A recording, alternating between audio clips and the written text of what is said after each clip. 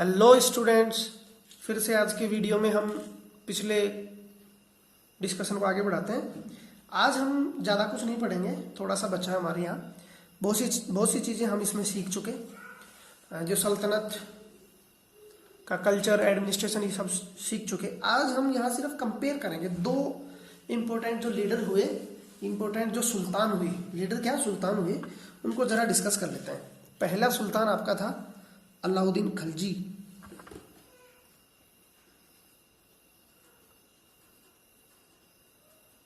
अलाउद्दीन खिलजी। दूसरा हुआ आपका मोहम्मद बिन तुगलक। मोहम्मद तुगलक। देखो इनमें क्या, ओह सॉरी, इसमें कुछ इंपॉर्टेंट वो है, तो पहला ये डिस्कस करते हैं। इसमें पॉइंटों के हिसाब से डिस्कस करेंगे। इसके समय में जो दिल्ली था उस पर जो मंगोल, मतलब मंगोल के बारे में हमने कल डिस्कस किया था, तो मंगोलों ने इन पर अटैक किया था 2 बार। कितने बार? 2 टाइम। कब? टाइम आपको पता होना चाहिए। 2299 1300, 1299 से 1300, और 13022 1303।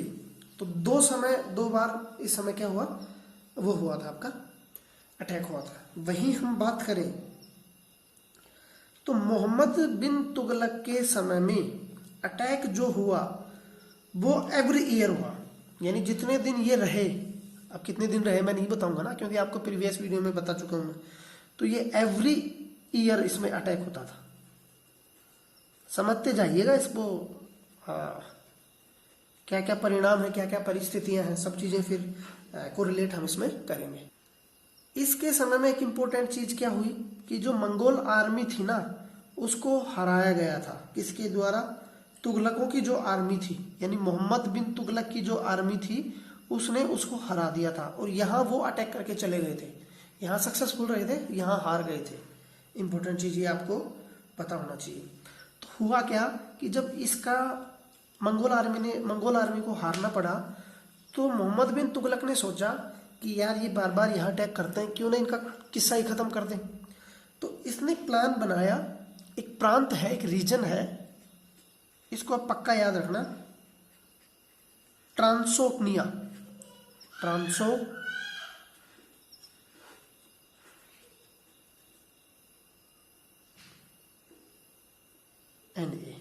ये है। ये कहाँ पड़ता है ये मैं आपको दिखा देता हूँ। इंपॉर्टेंट है आपको इसकी लोकेशन देखना। देखो ये आपका वर्ल्ड मैप हुआ। वर्ल्ड मैप में इंडिया की लोकेशन आपको पता है। मैंने आपको पिछले वीडियो में बताया था कि मंगोलिया को आपको ढूंढना है। ये देखो, ये मंगोलिया है। तो ये मंगोल जो था, ये पूरे इस रीजन में डोमिनेट करते थे, इस एरिया में, पूरे इस एरिया में। तो क्या करते थे वो, यहाँ से घुसते घुसते ऐसे, क्योंकि ये पूरा पार्ट पहले सब कॉन्टिनेंट था, ये अफगानिस्तान पाकिस्तान का कुछ एरिया मिला हुआ था। तो अफगानिस्तान के रास्ते वो घुसते थे और यहाँ दिल्ली पर अटैक करते थे। तो मोहम्मद बिन तुगलक ने बार बार इनके आक्रमणों से परेशान होकर सोचा कि क्यों ना हम इनके रीजन में घुसकर इनको हराएं। बहुत बड़ा, मतलब ऑफेंसिव ना खेलकर इन्होंने डिफेंसिव खेला, आक्रामक रुख इन्होंने अपनाने की सोची। आपको समझ में आ गया होगा। चलो वापस आते हैं। दूसरा पॉइंट, इस चीज को याद रखना, दोबारा आएगा ये। दूसरा पॉइंट है आपका, अलाउद्दीन खिलजी ने क्या किया कि जब बार बार अटैक होते थे, तो अलाउद्दीन खिलजी ने क्या किया, एक नया जो उसका दिल्ली का एरिया था, उसके चारों तरफ एक किला बना दिया। क्या बना दिया? कंस्ट्रक्टेड गैरिसन, यानी एक नया गढ़ बना दिया उसने। ठीक हो गया भाई, गैरिसन इसने बना दिया। उसका लोकल नाम भी था सीरी। इसने क्या किया, अलग अलग दोनों के स्टेप हम पढ़ रहे हैं ना, तो इसके स्टेप कैसे रहे। इन्होंने क्या किया, इन महोदय ने क्या किया कि जो दिल्ली का रीजन था, गैरिसन जो टाउन था, गैरिसन टाउन, वहां के लोगों को बोला कि आप ये जगह खाली करके कहीं और शिफ्ट कर जाओ, और उनको उन्होंने शिफ्ट किया दौलताबाद।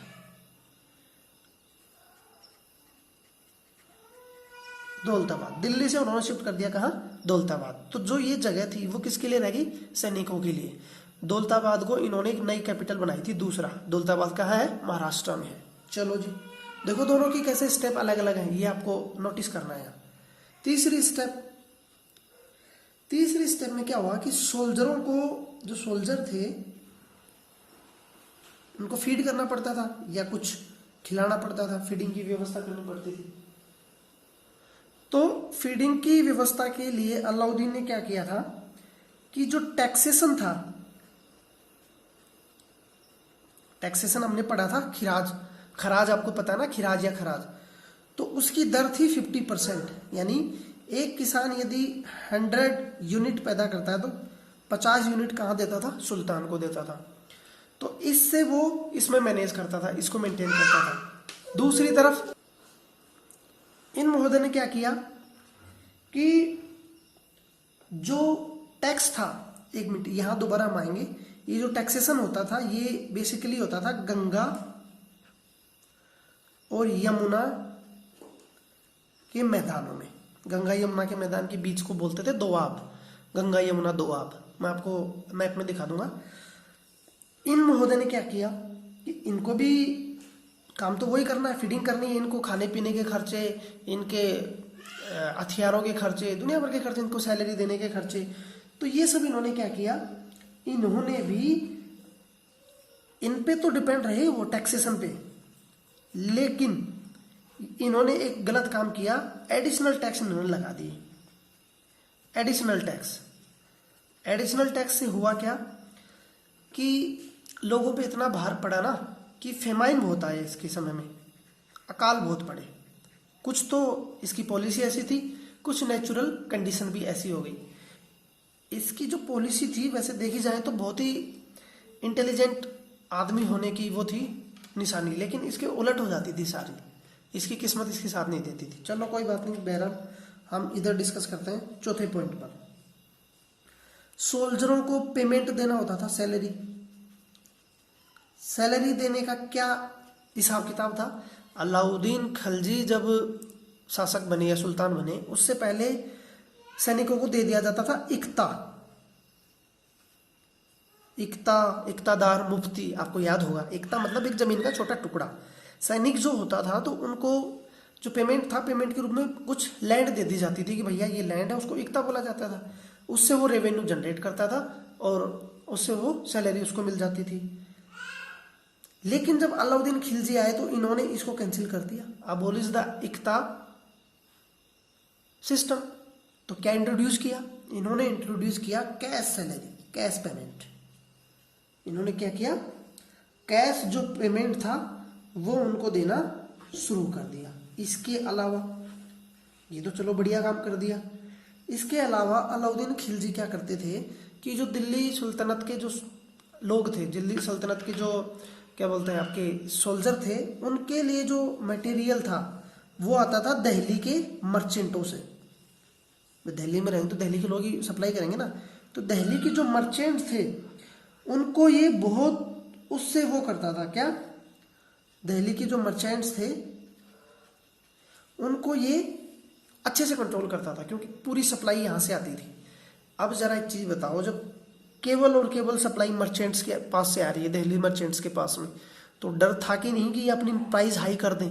लेकिन अलाउद्दीन खिलजी ने इस चीज़ को बहुत अच्छे से मेंटेन किया। उसने किसी भी प्रकार की बढ़ोतरी प्राइस में या कीमतों में नहीं करने दिया। टाइमली सुपरविजन करता था, टाइमली ऑडिटिंग होती थी, सारी चीज़ें ये टाइमली वो करता था। अब शिफ्ट करते हैं इन महोदय पर। इन महोदय का क्या था, इन्होंने भी सैलरी जो है वो कैश में देना शुरू की। सेम प्रोसेस, इन्होंने भी एकता प्रणाली बंद कर दी। लेकिन कैश तो इन्होंने दिया, लेकिन कंट्रोल जो था कैश पर वो कम कर दिया इन्होंने। क्या, इन्होंने थोड़ा सा क्या किया, पेपर जो करेंसी थी, पेपर करेंसी, पेपर करेंसी, उसमें उन्होंने पैसा देना शुरू कर दिया। लेकिन पेपर करेंसी कैसी, जैसे आज हम रुपए की वैल्यू करते हैं ना, जैसे नोट होता है, नोट पे लिखाई तो होता है कितने रुपए की चीज है, ऐसे ही उसने भी एक पेपर करेंसी निकाली, उसमें गारंटी दी जाती थी कि इतने पैसों की मैं गारंटी देता हूं। तो और इसके अलावा इसने टोकन चालू किए, टोकन। वो जो टोकन जो थे ना, वो इसने बनाए तांबे के, यानी कि तांबे को क्या बोलते हैं, मतलब लो, बिल्कुल लो चीफ मेटल बोलिए आप। तांबे के अलावा और भी इसने इस्तेमाल किया था चीफ मेटल। सस्ती जो मेटल होते थे ना, उनके इसने सिक्के बनवाए, टोकन बनवाए। तो लोगों ने क्या किया, लोग बड़े चालाक थे, उन्होंने इन मेटलों, ये जो इन मेटल की जो करेंसी बनाई जाती थी उसकी नकल करनी शुरू कर दी, घर में बनाने लग गए, टकसाल घर में बना ली और सिक्के बना के बाजार में फ्लो कर दिया। तो इन्फ्लेशन हो गया, पैसों की कोई वैल्यू नहीं रही। इसके अलावा जो लोग थे ना इस समय के, उन्होंने टैक्स देना होता था, तो टैक्स उन्होंने इसी में पे कर दिया, और गोल्ड सिल्वर ऐसी चीजों को क्या कर लिया, बचा के रख लिया। पैसा भी दे दिया, सुल्तान को कुछ पैसा देना होता था टैक्स के रूप में, तो उन्होंने अपने घर में बना के, और चीप मेटल की जो धातु होती थी सस्ती, उसके टोकन उन्होंने पे कर दी। तो गोल्ड वगैरह ये सारी चीजें तो बच गई, यानी पब्लिक ने उसका फायदा उठाया। चलो ठीक हो गया। इससे क्या हुआ, उसका जो कंट्रोल था वो खत्म हो गया। किस पे, करेंसी पे। करेंसी बहुत ज्यादा आ गई ना मार्केट में, तो मार्केट में पैसों की वैल्यू नहीं रहेगी और सामान महंगा हो जाएगा, महंगाई बढ़ जाएगी। चलो आगे है, लास्ट पॉइंट है अलाउद्दीन खिलजी में, वहीं चल रहे हैं ना। अलाउद्दीन खिलजी के जो एडमिनिस्ट्रेटिव, ये रिफॉर्म है, एडमिनिस्ट्रेटिव रिफॉर्म, इसके एडमिनिस्ट्रेटिव रिफॉर्म जो है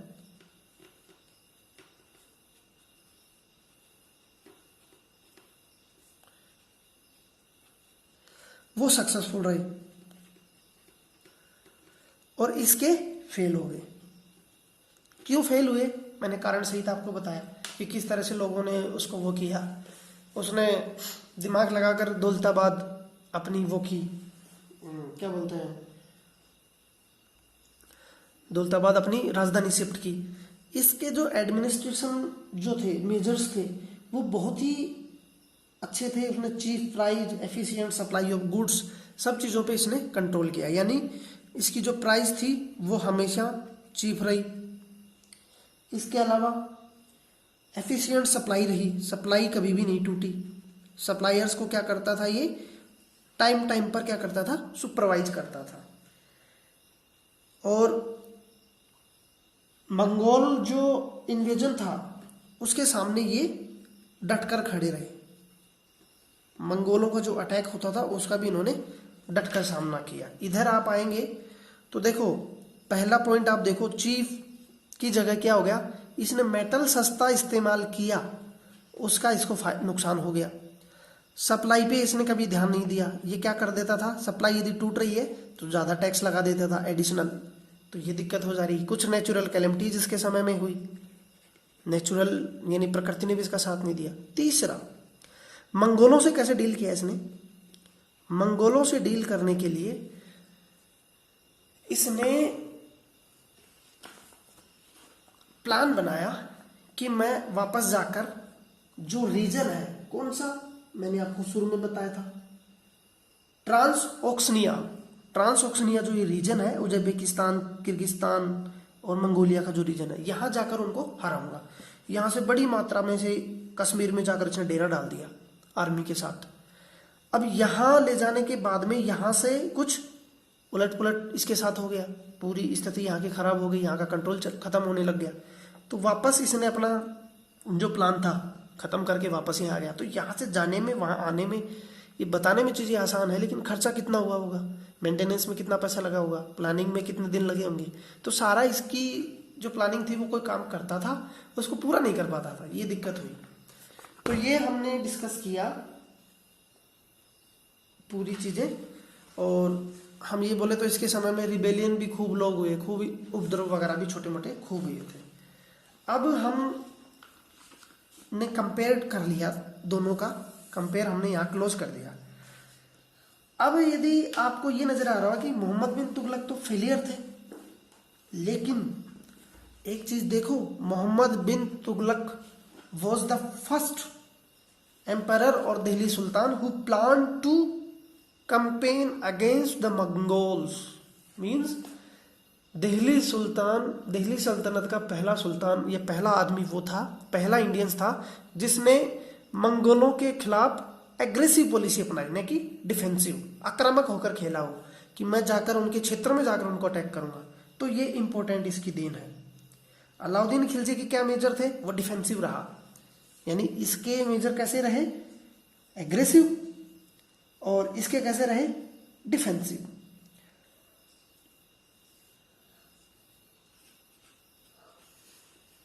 ऑफेंसिव और इसके डिफेंसिव।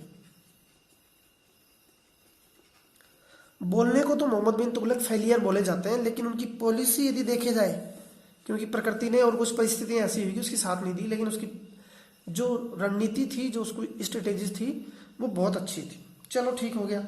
अब हम एक नया टॉपिक डिस्कस करते हैं। इसी में एक सब टॉपिक है लास्ट, द सल्तनत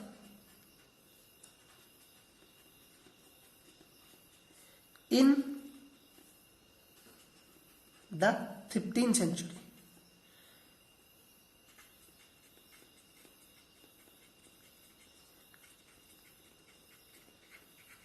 ये तो हम 14th सेंचुरी की बातें कर रहे हैं, ये 14th सेंचुरी में हुई, ये भी 14th सेंचुरी की लगभग हुई।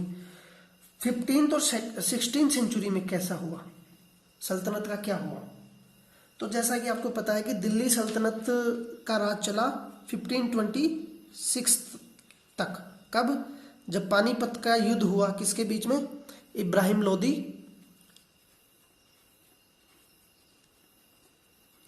लोदी एंड बाबर।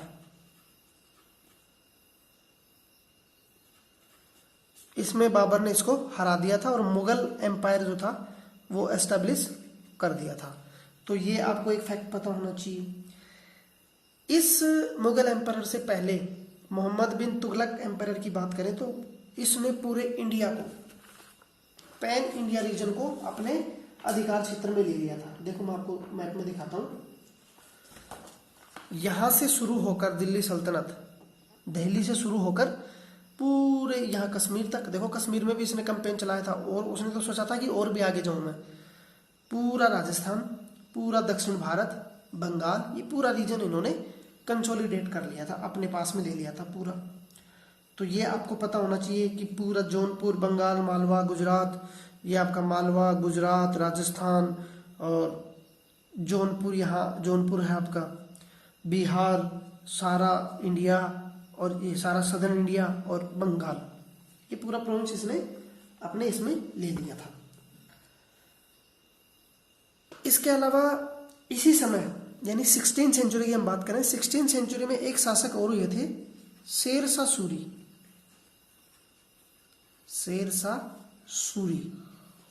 जिसने सूर वंश, सूर डायनेस्टी जो थी उसको एस्टैब्लिश किया था।